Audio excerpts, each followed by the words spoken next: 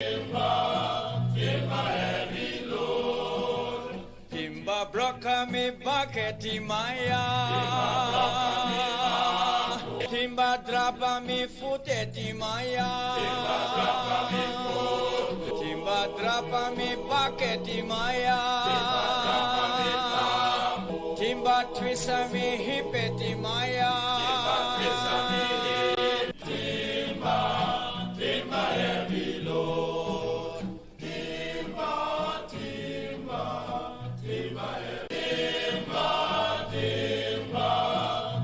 heavy load. Timba broka mi baketi maya. Timba drapa mi futeti maya.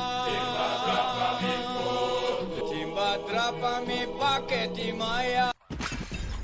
The third world is not poor. You don't go to poor countries to make money. There are very few poor countries in this world. Only the people are poor. When people didn't have enough to eat, when people were driven to the edge of desperation, there's billions to be made there, to be carved out and to be taken. The capitalist European and North American powers have carved out and taken the timber, the bauxite. They have taken out of these countries. These countries are not underdeveloped. They're overexploited. They're overexploited. They're overexploited.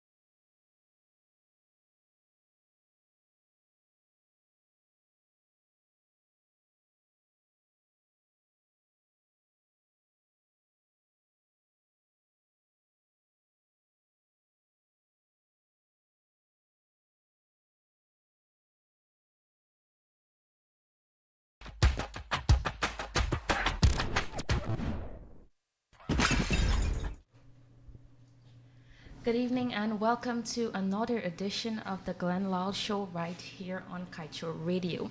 Thank you for tuning in. I'm here with Mr. Kemol King and the man of the hour, Mr. Lall. Now on the Lall Show, you know we talk about how our politicians manage our wealth. And we want to jump straight into the discourse, so I'll hand you over to Mr. Lall. Thank you. Shaking. Good night, guys.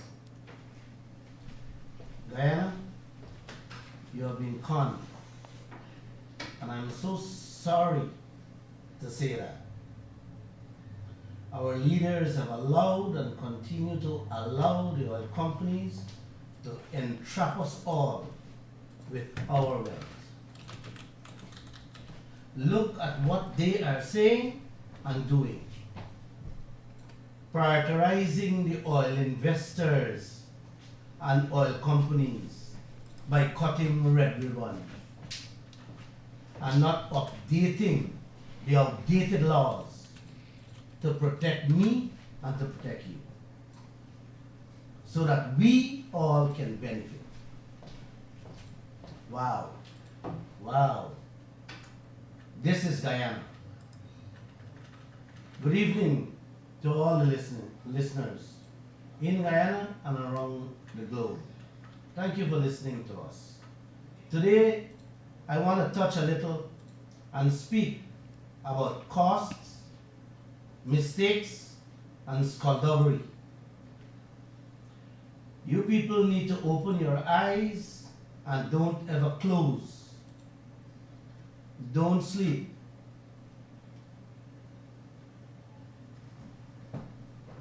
I recall going to a birthday party in the Browns many moons ago, and I came back on the train. I was so tired, it was like 4:30 in the morning, and I had to travel home the next day. And as I lie down on the chair in the train, a couple came in and says, "Guy, don't sleep. you will get robbed. I slept, I was so tired, and exactly what the people said to me, I was robbed. It's the same thing if you sleep, will happen right here with us all. People ask questions about bills. The bills that we getting. The bills that coming from all direction. Glenn, what is this bill all about? What is this bill for? And on top of all these things, people are asking Glenn, and our leaders are completely silent. I sometimes smile and say to myself, God help Guyana and its people from these bills that have been throwing to us in the billions. I want to touch tonight, Guyana, on pre-contract cost and field development cost, in which Guyana was handed almost 20 billion US dollars. Well, let me touch on the pre-contract cost a little, and let me explain to you what's a pre-contract cost mean. Guyana was handed a bill for 960 million in pre-contract cost from 1999 to 2017, and more is in the making. More to come to us each day, guys. Just look out for them. Pre-contract cost simply means the money them spend while looking for the oil. The oil find. Simple as that. Exxon and agree in 1999 with Janet Jagan. Exxon came here and said, we're taking a chance. We don't know if we will find oil or not. If we don't find anything, Guyana doesn't owe us anything. And that's the way it works in the extractive industry, in the gold, in the diamond, and other minerals. And that is fair. If a man comes and he doesn't find anything, he pack up his bag and he go. But if he finds something, he said to you, Janet, listen man, you got to give me back some of these costs that I spent. You're going to take it out from the oil money we get. That sounds good. That's fair and reasonable. But let me ask you this, Guyana. If you know you have to foot a bill, wouldn't you want to have a say in how these monies were spent?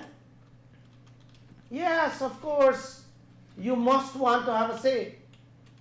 Well, Guyana didn't have a say, and now we are saddled with a bill to pay $960 million.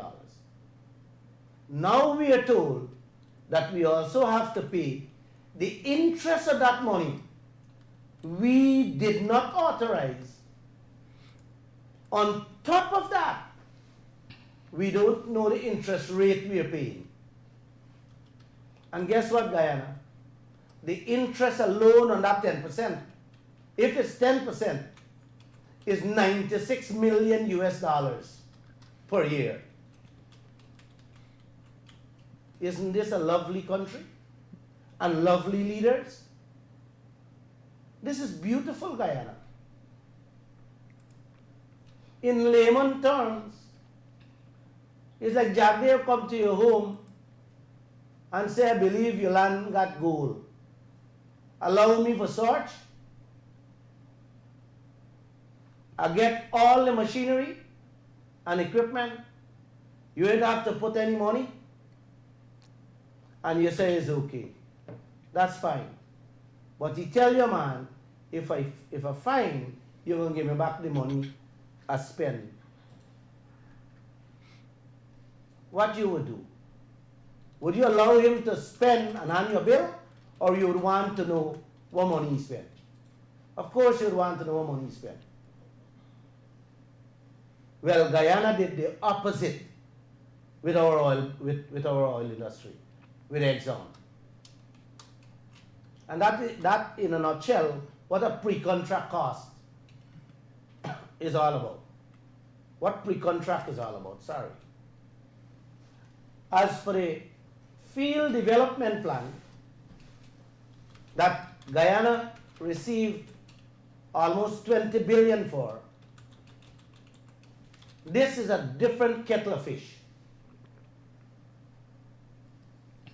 That money is coming in the billions. And who is having a say to all this, Guyana? Who is looking out for our interests, Guyana? Nobody. Nobody. Sometimes I want to cry, not for myself, but for you, Guyana. For you. A field development plan is simply setting the stage after you find oil, to bring it up, to start production. And this to date, we have seen or gotten a bill of almost $20 billion. It is similar to a house plan. You get a house lot, the first thing you do before you start think about your house is to draw a plan. You design the size of the house you're going to build, how many bedroom you got inside, how many window, if you're going to have a veranda, and so on. Not true, Kemol? Yes, sir. Right. Next move you're going to do is get a contractor. You're going to give the man the plan to do the work. You buy all the materials yourself, and your house is finished, in which you were able to monitor every single cent. You didn't get the contractor to spend. So let me ask you, Guyana, let me ask you, Kemol, would you allow a man to draw a plan for your house without you having a say? Not at all. Shakima, would you do that? Of course not. Would No. anybody do that? No. No. I'm the one that has to live with it. So of course I want to say. And then the man hand you a bill, a huge bill. Would you pay?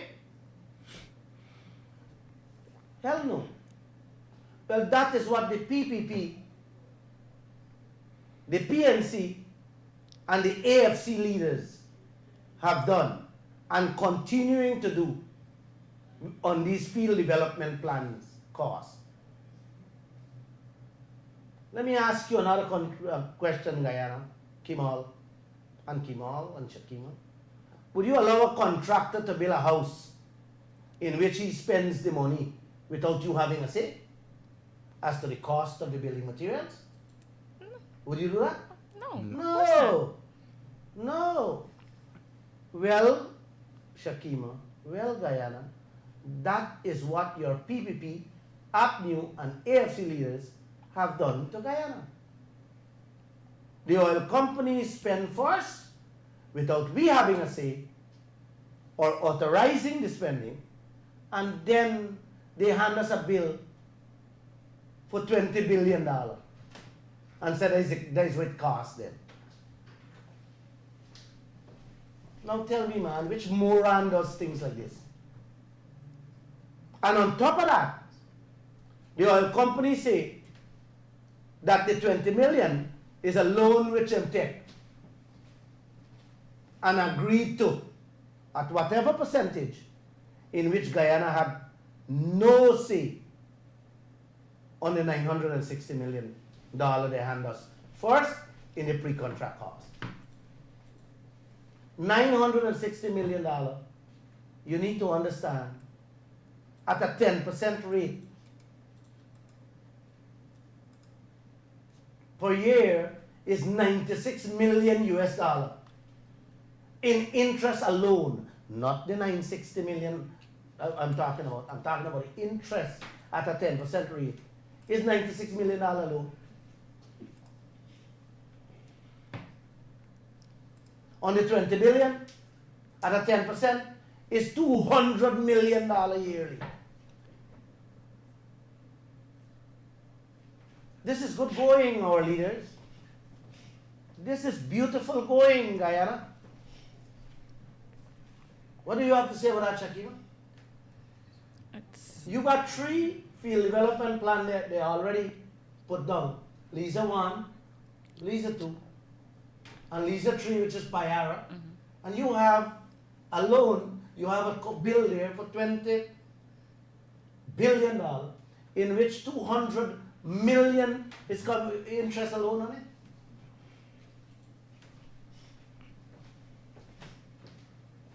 Wow. You got to take it and smoke it, guys. This is Guyana. This is sweet Guyana. And guess what? Shakima, our leaders' actions and their silence is overtelling.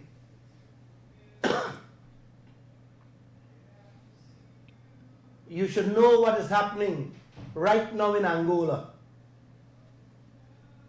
Angola is still, 2019, they were able to capture half of the money they used to capture in the oil industry.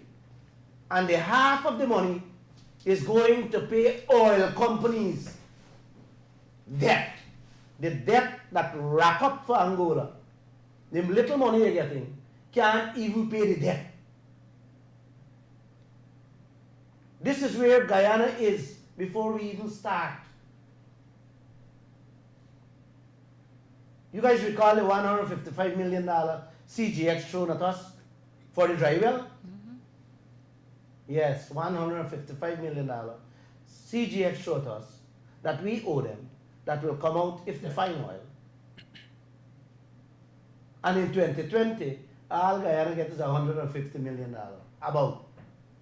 So if we have to pay the 155, Guyana still owe $5 million. So I ask this question to you guys. Are you prepared to sit back and watch the horse bolts out the stable before locking the gate? Guyana? The oil course is on us already. And I am saying this. I want anybody to dispute what I'm saying. The oil course is on us already. In years to come, you guys will remember Glenn Lall saying that the oil course is already in Guyana.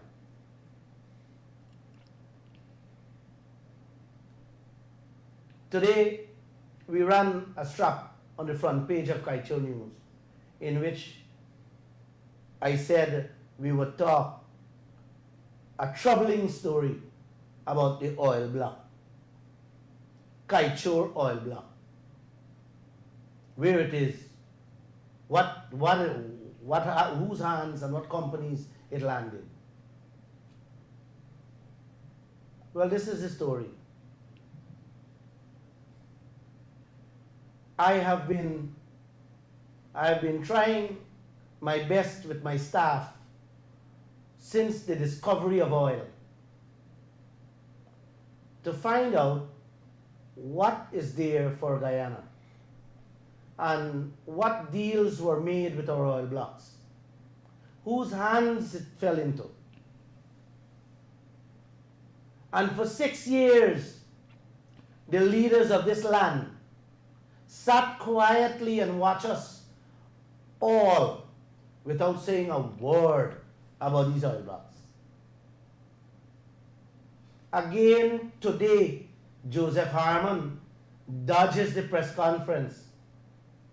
He promised, in which he said he will put together his oil team to have a special press conference so that he can answer all the questions. To date, not a single word you're hearing from these guys. Nobody telling you nothing about your oil blocks. Nobody telling you anything about the deals they sign that belongs to you and me, our Guyana, our wealth. It is startling, it is troubling when we found out, my staff and I found out, a little on the Kaieteur block.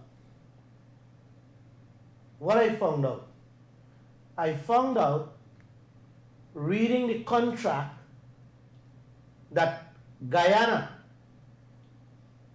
issued the Kaieteur oil block to two companies. One is Ratio Guyana Limited and one is Ratio Energy Limited. This is what the contract said. I have the contract here. Let me read exactly what it said. This is what the contract said. It was issued to two companies, Ratio Guyana Limited and Ratio Energy Limited. And the contract said that both companies were registered in Guyana. But one is a sister company registered in Gibraltar, Israel. Lo and behold, I have wrote the registry to give me some information on the two companies that were set up. Guess what the registry responded to me and said? That Ratio Limited Guyana is registered as a foreign company, but nothing can be found. You hear what I'm saying? Nothing can be found for Ratio Energy Limited. So the question here, Guyana, is who the oil block went to? Which company? And who are the players? Can you answer me? Can you guys answer me? Can anybody tell me something? No idea. No.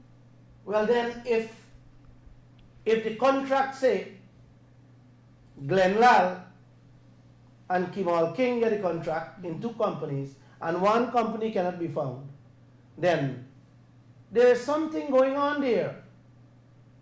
What are they hiding? What games are these people playing?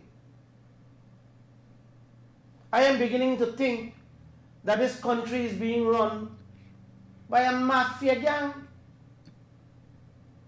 Only mafias behave like this. Where is Ratio Energy Limited that the oil block was given to?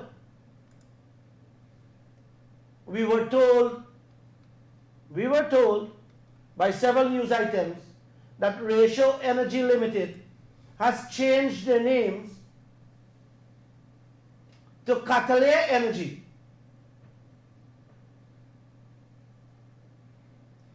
Well, if you have a name change, it must be recorded in the registry. If Lall changed his company name, it will be registered there as Kaieteur News to Kaieteur Radio. Records and documentations must be there. And there is no document there. Would there be an investigation into this, Guyana? You figure out this. Would we hear anything from the political players? We will be waiting And all these things, all you're hearing from Vice President Jagdeo, no laws were broken and no corruption. And I remember what Ramatar said too. When he signed off the oil blocks, he said he had a few files on his desk, and he wanted to clear his desk. He didn't read the contract. He relied on Robert Prasad, the then Natural Resource Minister, advice. And Robert Prasad, when contacted, you know the game he played. He said he didn't sign the contract. He didn't see the players. He doesn't know them. All he see the lawyers who signed the contract on behalf of the people. Are you following me? Mm-hmm. On behalf of the people. Mm-hmm. When we ask him who the lawyers, he said he can't remember them. And he said he just acted as a bridge between GGMC and President Ramatar. This guy believes he's talking to fools, to idiots. He thinks Guyana is fools. Yeah. Hmm? Wow. Wow. Wow. Wake up, please. Wake up, Guyana. Your future, your livelihood, your life is at stake. A better life.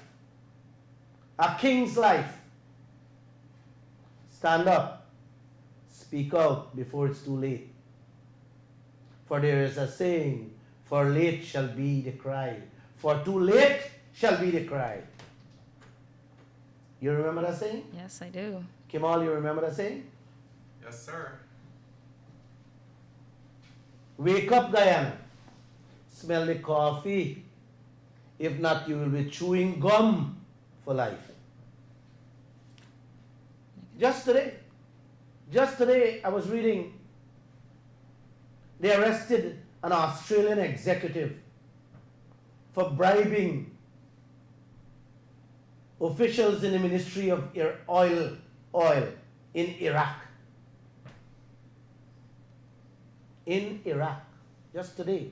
I'm taking that story Sunday. They had a massive international investigation on corruption on oil in Iraq. They found a lot of them guilty, and they convict them for misleading investigators. And this executive, this Australian executive, is in chain and bangles as we speak in an Australian jail. I wonder, guys, Raphael Trotman, the then Natural Resource Minister in the coalition government, played a great part in all these oil blocks. And he too is quiet. But yesterday he said to Kaieteur News when we contacted him, he said he is willing and he is for an international investigation into our oil blocks. And before I came up here, I just heard the opposition leader Joseph Harman talk about how he is in favor of an international investigation into our oil deals and oil blocks. Mr. Jagdeo too, when he was in opposition, said that he is in favor for an international investigation. So, I will be sitting back. You guys will be hearing from us. I want you to also sit back, relax, and enjoy this ride in which our political leaders is driving the vehicle. Let's hope and pray that we have them and hold them at their mouth and feet as to an investigation of our oil deals and our oil blocks. With that, I will say no more for tonight, and I am sitting here waiting for your questions. Please text them, WhatsApp them to 622-2222. All right, at this Before juncture. you go there, could you play that music for me, please? Yes, sir. Timba, timba. Timba broka me baketi maya. Get up. Timba broka me baketi maya. Timba drapa me futeti maya. Timba drapa me baketi maya. Timba twisa me hipeti maya.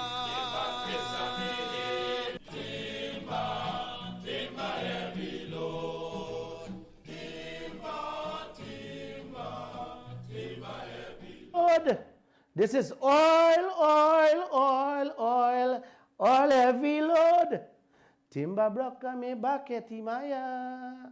Interest rate ko broke you back, Guyana. Let's go. I'm waiting for the questions. At this point in time on the Glenn Lall Show, we'll take a quick commercial break, but just let me remind you, listeners, that you can text us or send us a WhatsApp message on 622-222. We want to hear from you on the topic and what do you think about all that is going on with your wealth.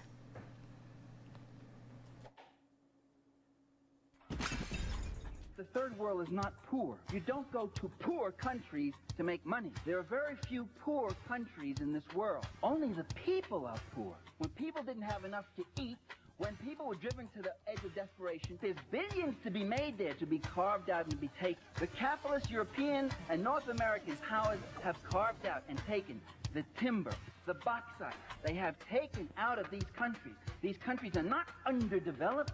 They're overexploited. They're overexploited. They're overexploited.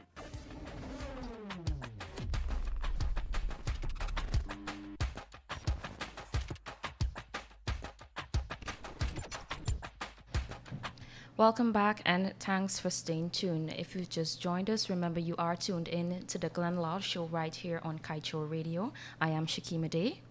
We have I am Kemol King. and the man of the hour, Mr. Glenn Lall. So at this point in time, we will be taking some questions from our listeners who send those in on our Facebook page and via WhatsApp. And before we get into the questions, remember that you can text us on 622-222. You can comment on our Facebook Live on Kaieteur Radio's Facebook page, or you can send us a WhatsApp message on the same number, 622-222. So, Mr. Lall, I have a question for you here. And this person is asking, how are we certain that the last well that Exxon claimed isn't lucrative? How do we know that this is true? Because they don't know who is there to monitor the same on Guyana's behalf. Very nice question. When I heard the news, I thought it was a smoke screen. They have to come up with something, in my mind, as to get some pity from us. So don't be surprised if you hear they say they come up with 3-4 wells empty. I'm thinking like a businessman. I'm speaking from a businessman's perspective. Right. This person wants to know why the focus on this Kaieteur block. If all the blocks were given away for free, shouldn't we take them all back? Well, I believe we should get back everything. Everything should come back to us, and we have an open and transparent way in which we sell our wealth. I believe that.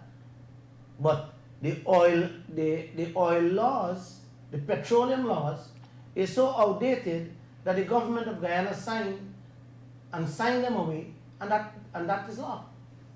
So I think it is very difficult to retrieve them. I don't know, maybe we gotta have, like I said, we gotta have an international investigation to see the skullduggery that went on, and maybe that's the only way we can retrieve them. Okay, so Mr. Lall, this person wants to know if you have any connections in the oil business. No, I have no connection in the oil sector.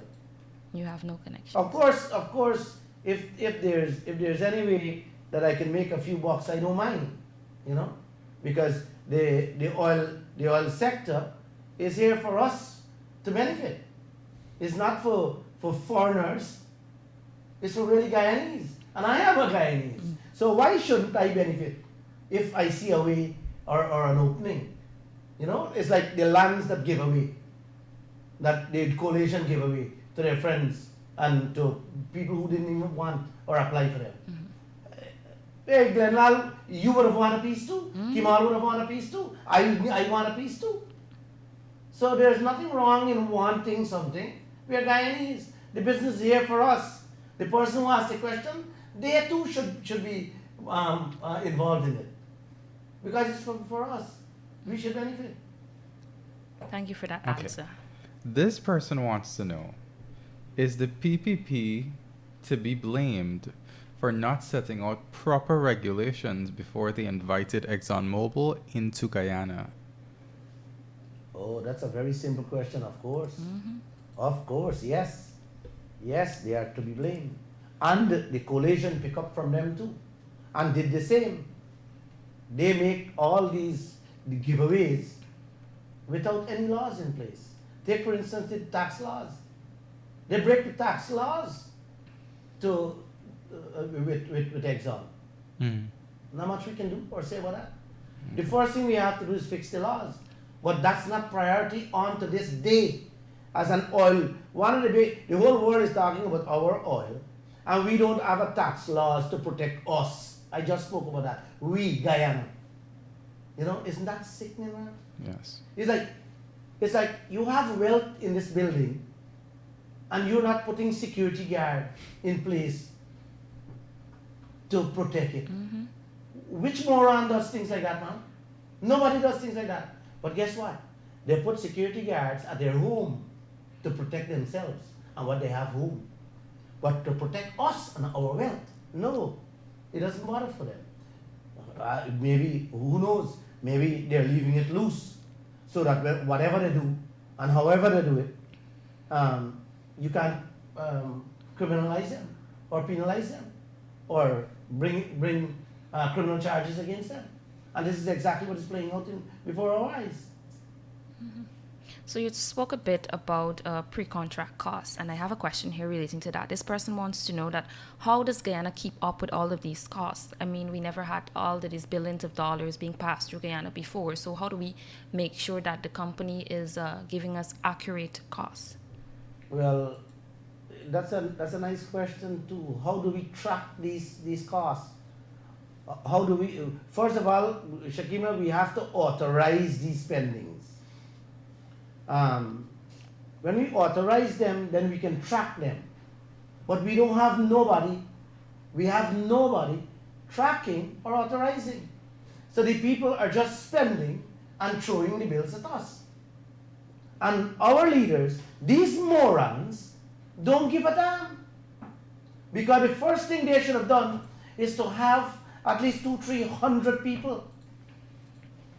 An oil center that hire people who can look after our interests. But as for now, we're just collecting bills like idiots. And our leaders is allowing that to happen.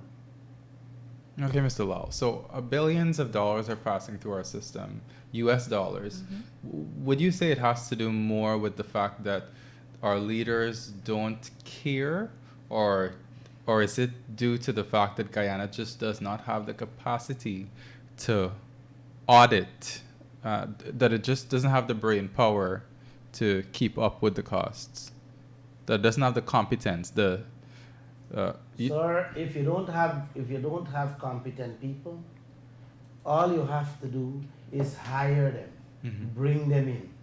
We don't have competent people. Mm-hmm. That's why we hired the UK firm to audit the first $460 million. Yes. My concern is that why aren't we hiring people and put them in place like last year, like 500 years ago, Yeah. not yesterday, much less today. Why aren't we doing that? As we sit here speaking, bills are raking up for us to collect. So it has to do with our leaders. Okay, so we have another question here. Someone wants to know if we, the citizenry, we Guyanese, can stop the government from selling out our remaining oil blocks until we have a concrete plan to ensure that Guyana benefits the most. Well, I would love to know that we have a say in every other deal that this government is making.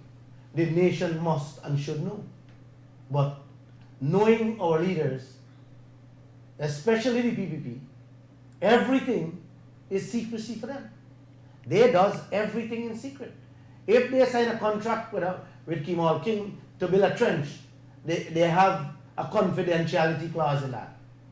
Winston Brasington is a king for it at Nisil when he was there. And guess what? Winston Brasington is here back again into Guyana. He went away when they lose elections, and as soon as election came, he ran back in. And you want to know his portfolio they announced to him? He will be heading the gas to power plant. He will be in the oil industry. He will be the man.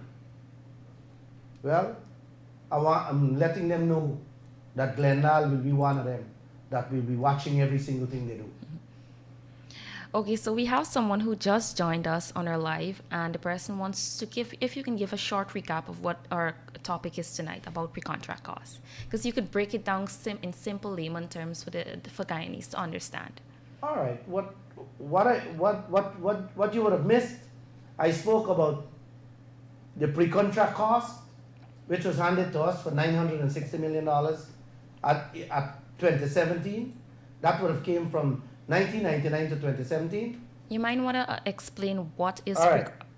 A pre-contract cost in a simple layman term means the money they spend looking for the oil while they were finding the oil. And that, from then, when they find oil, they give us that bill. As to the field development plan cost, Lisa 1, Lisa 2, Lisa 3, in layman's term, is after you refine the oil, you have to set up the stage to start production. You have to build the FPSO, which is this large floating ship, and set up the equipment and the pipes and all these things. Is a setting up to bring up the oil. It's like a simple form is when you find gold, you dig and you find gold, you're carrying your excavator, your bulldozers, you set up the camp, and you're carrying your hose with your engines and whatever. That is considered the field development plan cost. Both costs, the pre-contract cost, what them said is spend to find the oil, we had no say in it. And as for the field development plan cost, that too, Guyana had no say in it. So it's like a man buying an excavator to come work on your land, and you had no say as to the price he paid for it. He paid $50 million, and he come and tell you $450 million he paid, and you have to pay that cost. Hence, we left with about $20 billion now for Lisa 1, Lisa 2, and Lisa 3, which is Payara, almost $20 billion field development cost, to which we had no say. And we are paying an interest rate to that money, which they say they took as a loan, and Guyana had no say about what rate we are paying. So that's what I said earlier in a nutshell. All right. Since we're on the topic of pre-contract costs, I also wanted to just insert that the $960 million pre-contract cost is only for the Stabroek Block Agreement. And so there are pre-contract costs under under many contracts. So if you thought it was just Stabroek Block, it is all the other blocks. There's a clause that speaks to pre-contract costs. And what's even worse for some of these other contracts, in the Stabroek Block, they tell you what the pre-contract costs are for. In some of these contracts, like Kanji and Kaieteur, they don't even define pre-contract costs. So on the Kanji block contract, they'll say, you owe Mid-Atlantic $100 million, but they don't say what it's for. They could have just put any number inside this contract. And we would have to pay. And we would have to pay it back, and Wow. we don't know what it's for. That's Thank you, Kemol. Thank you for adding that piece. The Kaieteur and Kanji, I said that in an earlier program. The people didn't even duck. I believe that the people who got them didn't even duck their little finger in the Atlantic Ocean. But guess what? We were handed a bill, each in excess of $100 million each, to which we owe them. You understand that craziness? Wow. You give them the oil blocks, they get the oil blocks for free. They didn't do anything with it. They start selling it and collect money in their pocket. And they handing Guyana a bill and say we owe them for pre-contract costs. Don't forget I said pre-contract cost is the money you say you spend to find the oil. Them we find no oil yet, but them give you they don't give we 100 million in change in pre-contract costs. Good going, Guyana. Good going, Jagdeo and Harman, and Trotman, and Carl Greenwich, and Robert Prasad, and Ramotar. Good going to you guys. It's a blessing. And as Kaieteur News has shown in our reporting, some oil-producing countries don't even allow oil companies to recover pre-contract costs. Guyana shares a huge basin with Suriname, and Suriname has done a very good job of creating a world-class production sharing contract. And in that, they don't allow the oil companies to recover pre-contract costs, and they don't allow them to recover interest on loans. Yes. And Beautifully said. someone had also raised the question about selling the remaining blocks that we have.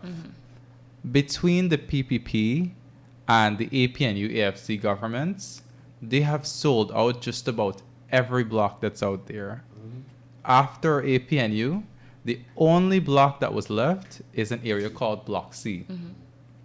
And then we also have a piece that Exxon relinquished from the Kanji block. So if you're asking about selling, there's not a lot left to sell because most of it has already been given away for free.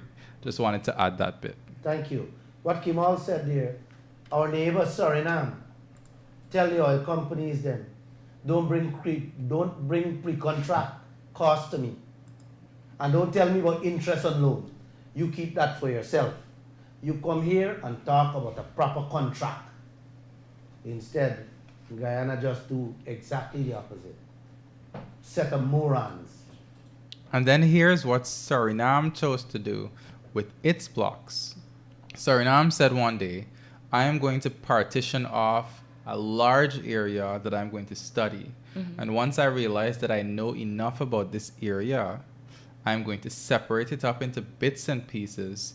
And I'm going to tell oil companies, you come and bid for this small block here. And these blocks are by no means as big, as huge as the Stabroek block or the Kanji block or the Kaieteur block. They're very small blocks that the government is looking to oil companies and they're saying, you're going to have to pay me a lot of money for this because it is valuable. And I know the value that I have. Yes. We carried a story a few days ago when we talk about Suriname oil block number 58. Number 58 oil block is 1.4 million acres. The people, Suriname said they were able to sell half of that, which is 700,000 acres, for how much money? $700 million. Mm-hmm. Apache sold half the total. Yes, for $700 million. The Exxon block is 6.6 million acres. Do the maths and you will see. You will see how much, hundreds of millions, billions Guyana lose out on if we had followed the example of what Suriname and other countries did.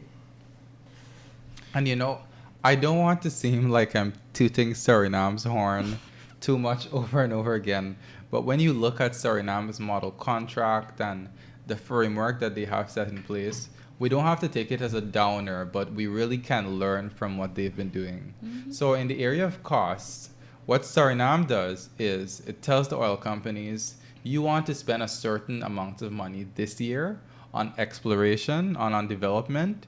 You tell me how much money you want to spend. You set out how you're going to spend it. Mm-hmm. And before you start doing that, I have to approve that budget. Now, Guyana is not going in that direction. We're approving field developments at billions of dollars over the course of many years, and we are not putting in place the checks and balances that Suriname is putting in place. So there's so much that we can learn from them. Kemol, and we should learn from them. Mm-hmm. We are not putting Suriname up too much. Mm-hmm. I was just saying that we should learn from them too.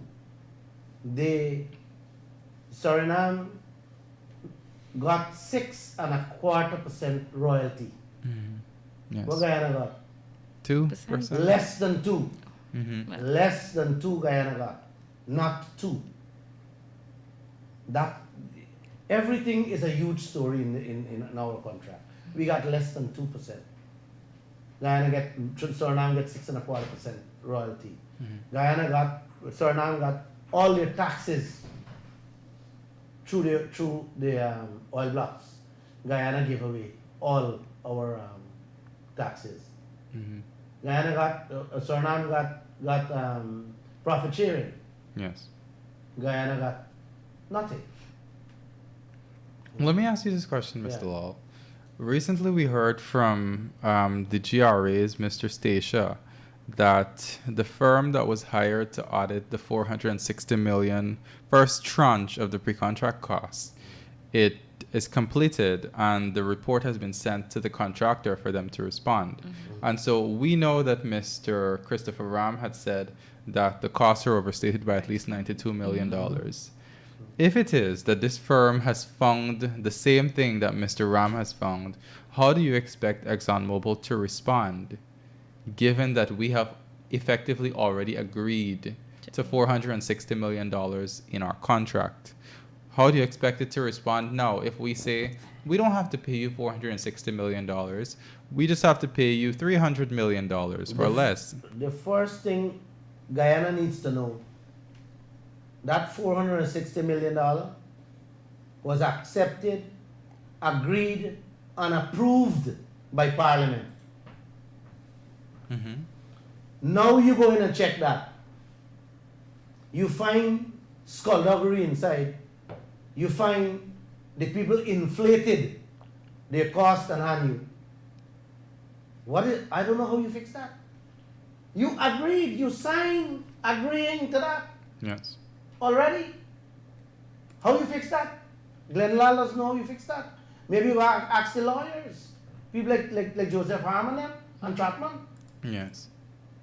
We had asked, I think it was Mr. Bino, who is now the former head of the Department of Energy, mm-hmm. what are you going to do if you actually find that Exxon has overstated their costs? And he said, we wouldn't pay it. But for me, I'm trying to understand how do you say to them, I'm mm-hmm. not going to pay it? This powerful company that has already tricked you into agreeing to pay this. Do you have an answer? Kemol, I don't have an answer for that. All right. I don't have an answer for that. And that's one of the most common questions we get online. What is going to happen? We've been talking about all the things all of the bad deals we've made. What is going to happen in future? How can we come back from this? Can Guyana survive this? Can Guyana benefit from this? I think we can. How so? But you gotta have leaders who's ready to stand up, like Kaieteur in Trinidad and Tobago. You gotta call them in and say, sit down at the table and say, listen, we have to talk. We have to talk.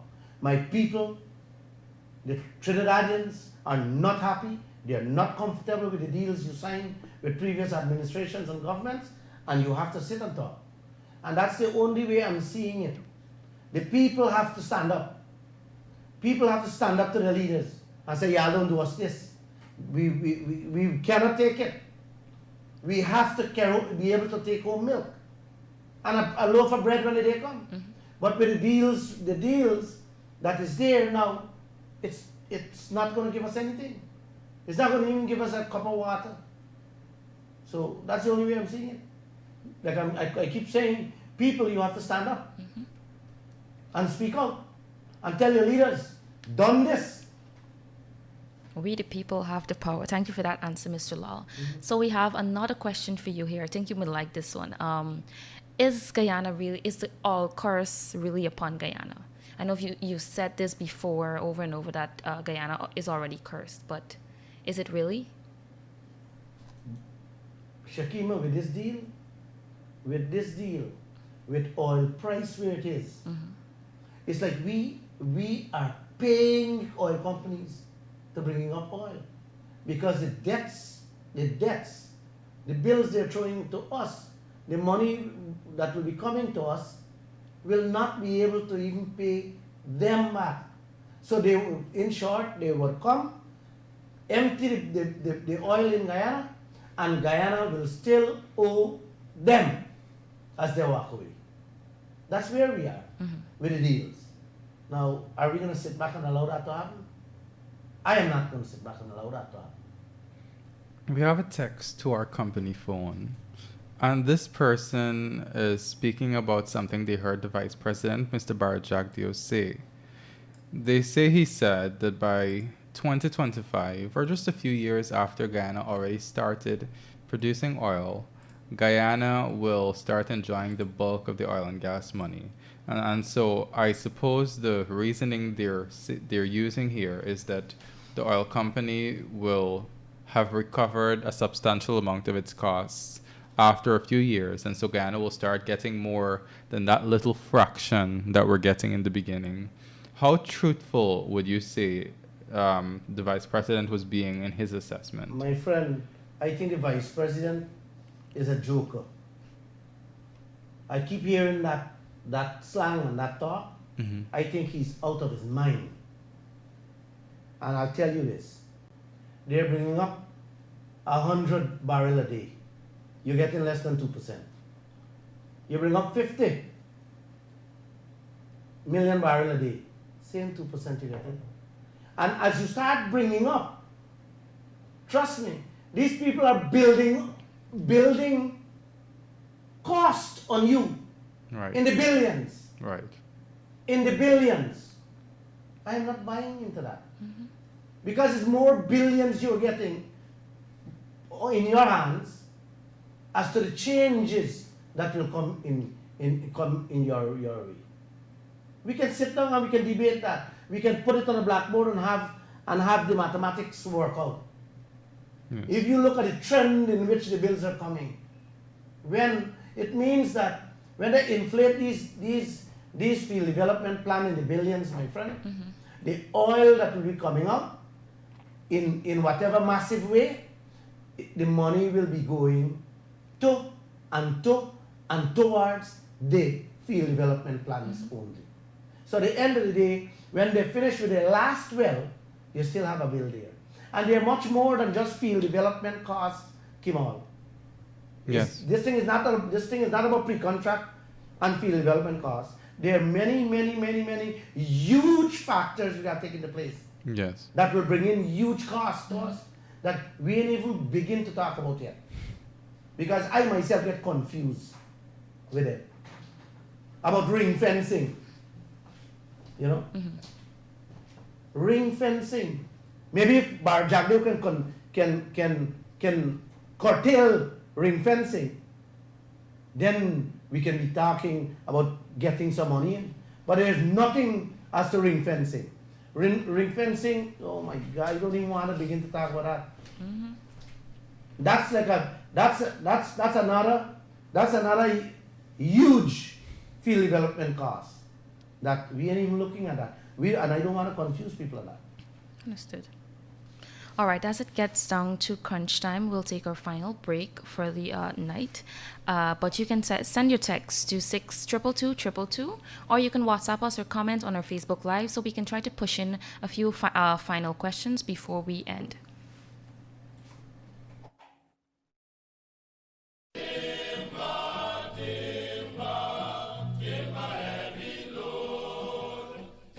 Broka mi baketi maya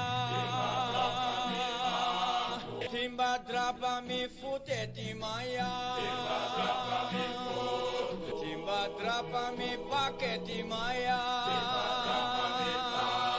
Timba twisa mi hipeti maya Timba heavy load Timba heavy load. The third world is not poor. You don't go to poor countries to make money. There are very few poor countries in this world. Only the people are poor. When people didn't have enough to eat, when people were driven to the edge of desperation, there's billions to be made there, to be carved out and to be taken. The capitalist European and North American powers have carved out and taken the timber, the bauxite. They have taken out of these countries. These countries are not underdeveloped. They're overexploited. They're overexploited. They're overexploited.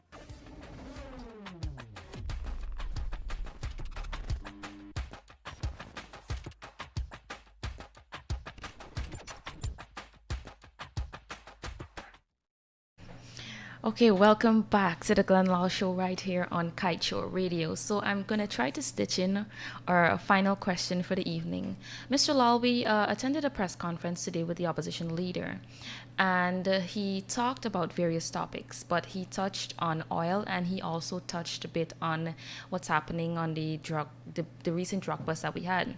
So he made a comment to say that the same attention we give to the oil industry, the oil block, the giveaways, we should give that same attention to the cocaine bust. What do you say to that? Who did he direct that to? The media? Yes, he did. Oh, like Harman telling the media how to run their business now. Harman, let me put it this way. Drugs don't feed people. Drugs don't carry food in people's plate or milk home for the baby, Mr. Harman. Our oil wealth will and can do. Drugs, who want to do drugs, that's their business. Whatever they want to do, that's their business. We are not going to waste our energies and our time behind them. The law enforcement is going to do that. I want to focus on our wealth, not our wealth that will come to the masses. You know, Shakima, I think Harman is just like behaving just like the rest of politicians. They're using, I figure he wants to use that as a distraction. Yes, as a distraction. And let people focus on that rather than our wealth that they have given away. But you're not going to get the Kaieteur News into that ball game. You got to speak. You got to tell us. You got to put together that press conference to answer the hard questions about the role the coalition played in these oil blocks and in all these deals that you guys signed with these foreign companies. That's what the people want to hear. People don't want to hear about drugs, who deal with drugs and cocaine, and where they carry cocaine. People want to know where the next meal will be coming from. Mr. Lall, before we say goodbye to our viewers and listeners tonight, what are the most important messages you think they should be taking away from this segment? Of What a message. From the show What tonight. should they take away from tonight's show, what are the most important messages that you are trying to portray tonight?